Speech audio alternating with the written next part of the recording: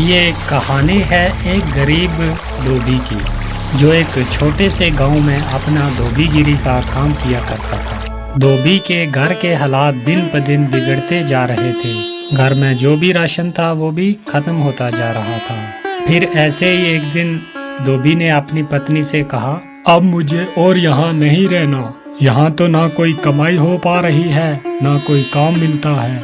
अरे पड़ोस का गांव बहुत बड़ा है, अब मैं वहां जाकर अपना धोबीगिरी का काम करूंगा। कुछ दिन घर से दूर रह लूंगा, कम से कम घर का खर्चा चलाने लायक कुछ कमाई तो हो जाएगी। क्यों जी, वहाँ के लोगों के कपड़े अभी तक किसी ने धोए नहीं क्या, कि आपको वहाँ जाकर ही धोबीगिरी करनी है?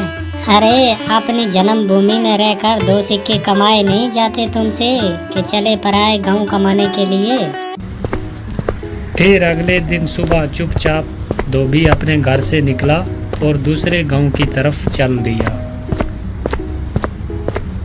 दोपहर होने तक वो पड़ोस के गांव में पहुंच गया। हारा थका जब धोबी वहां पड़ोस के गांव में पहुंचा तो वो हैरान रह गया ये देखकर कि उससे पहले ही वहां पर बहुत सारे धोबी हैं जो अपना काम काज कर रहे हैं। अरे यहाँ तो इतने सारे धोबी मुझसे पहले ही अपनी दुकान लगाए बैठे हैं। ऐसे मुझ अनजान धोबी के पास ग्राहक कैसे आएंगे?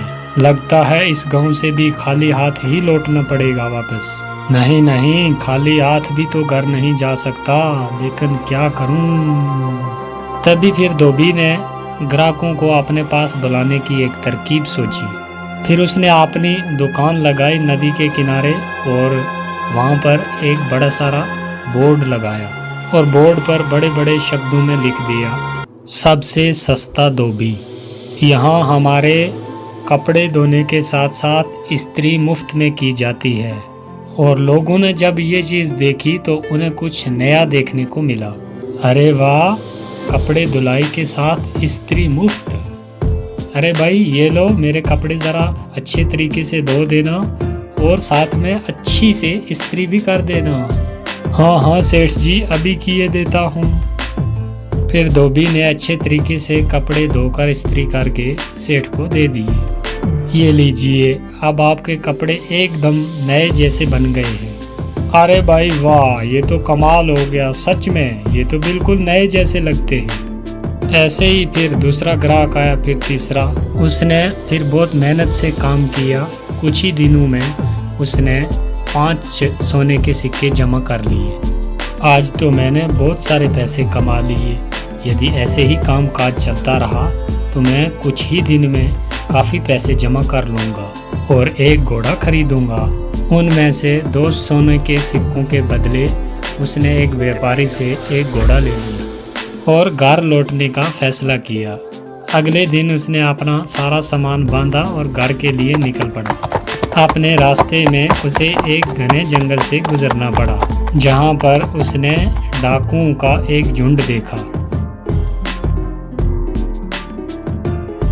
हे भगवान, ये तो डकैत लगते हैं, ये तो मेरा सारा पैसा लूट लेंगे।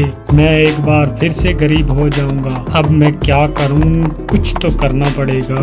वो धोबी बहुत चतुर था, उसने हिम्मत नहीं हारी। फिर एक तरकीब सूझी।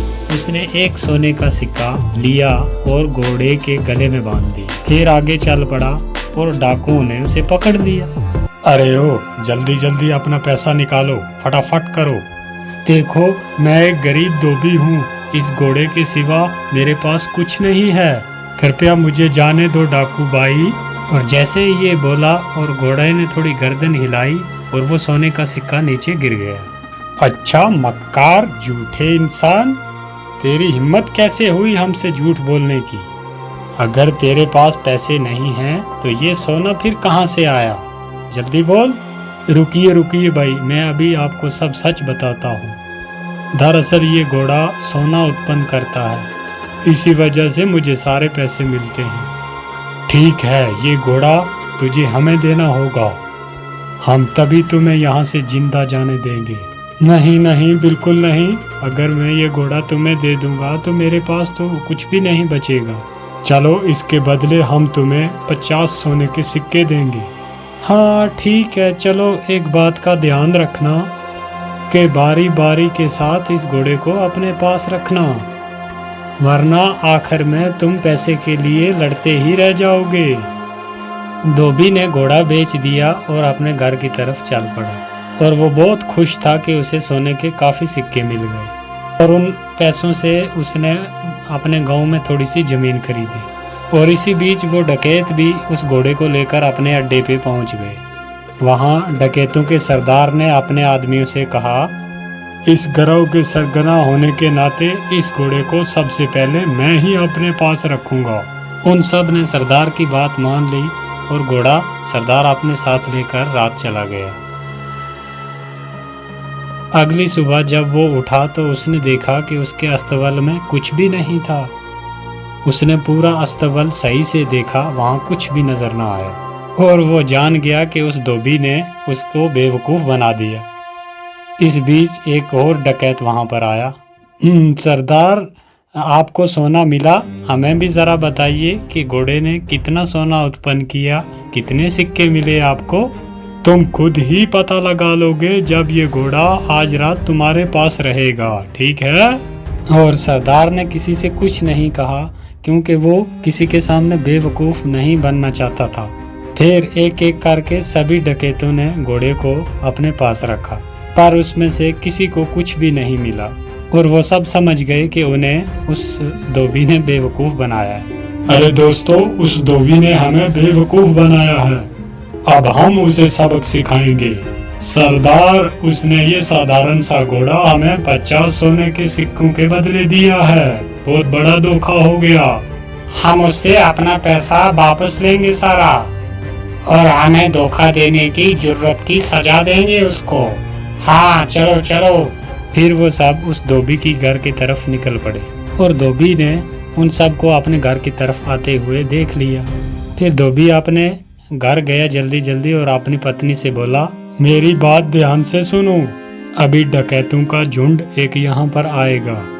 जब वो मेरे बारे में पूछे तो उनसे कहना कि मैं घर पे नहीं हूँ, खेतों में काम कर रहा हूँ। ये बोलकर वो अपने घर के पीछे छुप गया।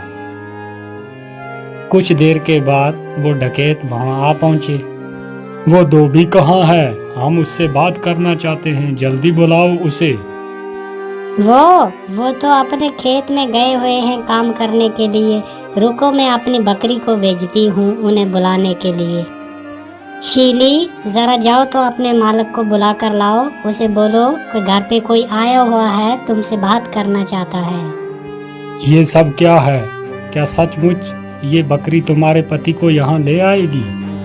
जरूर, ये हर बात समझती है। मुझे जब भी बुलावा भेजना होता है तो मैं इसे ही भेजती हूँ और ये फौरन बुला कर ले आती है। डकैत धोबी की पत्नी से बात कर रहे थे, तभी वहाँ पर धोबी आन पहुँचा। ओह डकैत भाई, आप आए हैं। मेरी बकरी ने मुझे बताया कि आप मुझसे कोई बात करना चाहते हैं। हमें तुम्हारे इस घोड़े से कुछ नहीं मिला, तुमने हमें धोखा दिया। हमने तुम्हें इसके बदले 50 सोने के सिक्के दिए थे। अरे भाई, ये कैसी बात कर रहे हो? लगता है आपको कोई गलतफहमी हुई है। आज जो कुछ भी मेरे पास है सब इस घोड़े की बदौलत ही है। अच्छा चलो ठीक है, हम एक बार आप पर फिर विश्वास कर लेते हैं, पर उसके बदले तुम्हें ये बकरी हमें बेचनी होगी। अरे नहीं, बिल्कुल नहीं, मैं इस बकरी को तुम्हें बिल्कुल नहीं बेच सकता। अरे चलो, हम तुम्हें इसके लिए 30 सोने के सिक्के देंगे। थोड़ा इनकार करने के बाद धोबी सहमत हो गया बकरी बेचने के लिए और वो लेकर जब उस बकरी को अपने अड्डे पर पहुंचे और उनके सरदार ने कहा कि कुछ दिन इस बकरी को सबसे पहले मैं ही अपने पास रखता हूँ, मुझे जब भी आप में से किसी की ज़रूरत पड़ेगी तो मैं इस बकरी को बेचकर बुला लूँगा। सरदार ने जब ये बात बोली तो सारे अपने अपने अड्डे पे चले गए और तभी वहाँ सरदार ने अपने बेटे को बुलाया। बेटा साहब, मैं काम पे जा रहा हूँ, अगर मेरी ज़रूरत पड़ी तो इस बकरी को भेज देना, मुझे ये बुलाकर ले आएगी। ठीक है पिताजी, जैसे आप बोले। फिर कुछ देर बाद एक डकैत को अपने सरदार से कुछ काम आन पड़ा तो उसने बोला कि ज़रा सरदार को बुलाओ और लड़के ने उस बकरी को भेज दिया। और सरदार के बेटे ने उस बकरी को अपने पिता को बुलाने के लिए भेज दिया और वो बकरी वहाँ से निकली और बजाय सरदार के पास पहुँचने के सीधा धोबी के घर पे आ गई। जब सरदार घर वापस आया तो उसने देखा कि वहाँ पर बकरी तो है ही नहीं और वो ये बात जान गया कि बकरी जरूर अपने मालिक के पास गई होगी और वो फिर अकेला उस धोबी के घर गया। सुनो, क्या वो बकरी तुम्हारे पास आई हुई है? हाँ, वो यहाँ आई हुई है। मेरे ख्याल से उसे जरूर मेरी याद आ रही होगी, तो मैं समझता हूँ कि कुछ दिन बाद ये आपको अपना मालिक स्वीकार कर लेगी। आप उसे थोड़ा सा समय दीजिए, अंत में ये आपको ही अपना मालिक मानेगी। सरदार उस बकरी को वापस ले गया और अगले दिन अपने एक साथी को दे दिया और साथी के साथ भी वही हुआ जो सरदार के साथ हुआ। वो बकरी भागी वहाँ से और सीधी धोबी के घर आ गई और सब ने जान लिया कि उस धोबी ने एक बार उन सब को बेवकूफ़ बनाया है। इस बार हम बेवकूफ़ नहीं बनेंगे, इस बार मैं इस धोबी को सबक सिखाऊंगा अच्छे से। इस बार सारे डकैत जो थे वो फिर धोबी के घर पहुंचे और उन्होंने धोबी की एक ना मानी और उसे एक बोरे में बंद किया और लेकर चल दिए उसे सबक सिखाने के लिए। धोबी चुपचाप बोरे में पड़ा रहा। फिर वो एक जंगल से गुजर रहे थे तो उन्हें भूख प्यास बहुत लग गई। तो एक ने बोला, सरदार भूख बहुत लग गई है, तो मैं सोचता हूँ कि इस जंगल में से कुछ फल ढूंढकर खा लें, फिर चलते हैं। तो सरदार ने सुनकर भी उनकी बात और वो भी सहमत हो गया और वो बोरा एक जगह रखकर जंगल में फल ढूंढने के लिए चले गए। बकरी चराने वाला एक वहाँ से गुजर रहा था, तो जब उस धोबी के कानों में बकरियों की आवाज़ पड़ी तो उसने ज़ोर ज़ोर से चिल्लाना शुरू कर दिया, मैं ऐसा नहीं करूँगा, मैं ऐसा बिल्कुल नहीं करूँगा, छोड़ दो मुझे, छोड़ दो, जाने दो मुझे, जाने दो, मैं नहीं कर सकता। बकरी के मालिक ने उसकी आवाज़ सुनी और वो उसके पास आया और आकर बोला, अरे रुको रुको, कौन हो तुम और तुम क्या नहीं करोगे? किसने तुम्हें इस बोरे में डाला? भाई क्या बताऊं, ये मेरी शादी ज़बरदस्ती एक ज़मींदार की बेटी से करवाना चाहते हैं और मैं शादी बिल्कुल नहीं करना चाहता। क्यों भाई, तुम कोई पागल हो क्या? अगर तुम्हारी जगह मैं होता तो मैं यकीनन फौरन उस ज़मींदार की बेटी से शादी करता। अगर ऐसी बात है तो आओ, तुम्हें मैं इस बोरे में डाल देता हूँ और तुम जाकर उसकी लड़की से शादी कर लो। सचमुच? हाँ भाई, बिल्कुल सच। लेकिन पहले मुझे बाहर तो निकालो भाई।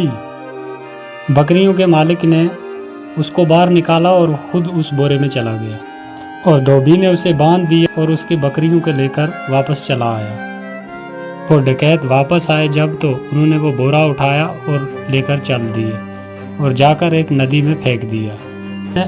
नदी में फेंक कर वो वापस आ रहे थे, उन्होंने धोबी को बकरियों के साथ देखा और वो हैरान रह गए।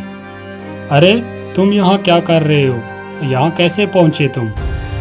डकैत भाई, उस नदी के नीचे एक जादुई स्थान था और वहाँ पर बहुत सारा सोना है और मैंने थोड़ा सा उठाया और जिसकी कुछ ये बकरियाँ खरीदी और अपने घर जा रहा हूँ। अच्छा, अगर ये बात है तो चलो हमारे साथ और हमें वो तरीका बताओ सोना निकालने का। ठीक है डकैत भाई, जैसे आप बोलते हैं मैं चलने के लिए तैयार हूँ। फिर वो जब नदी के पास पहुँचे तो उस धोबी ने उनसे कहा, देखो भाई, गलती कोई भी मत करना। एक आदमी इसमें छलांग लगाएगा, जब वो हाथ हिलाएगा तो उसके बाद दूसरा, फिर तीसरा, ऐसे तुम सब जाना और एक बार सारा सोना इकट्ठा करके लेके बाहर आ जाना। फिर उन्होंने ऐसा ही किया, बारी बारी से एक एक नदी में कूदा और सब के सब डूबते मर गए और वो धोबी अपने घर आराम से रहने लगा। और एक बार फिर धोबी ने अपनी चतुराई से अपनी जान बचा ली।